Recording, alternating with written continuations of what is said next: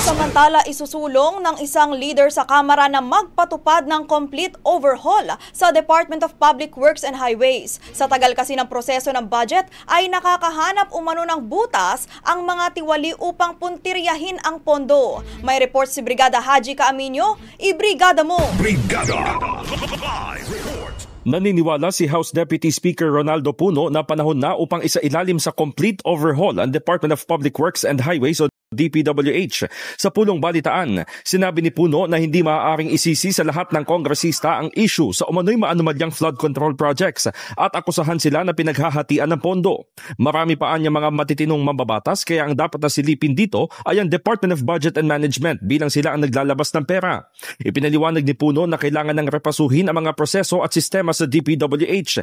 Ito rin ang target na direksyon ng House Leader sa kanyang inihaing resolusyon na layong siyasatin kung sino ang funders o sponsors ng mga naturang proyekto. Punto ng kongresista, kung pupuntiryahin ng Infrastructure Committee sa Kamara na tukuyin ang criminal accountability sa mga maanumalyang proyekto, nais naman niyang matukoy ang mga pamamaraan at panuntunan ng mga ahensyang pinagmumulan ng mga katiwalian. Matagal na umano ang proseso ng budgeting at nahanapan na ng butas ng ilang tiwali para puntiryahin ang pondo.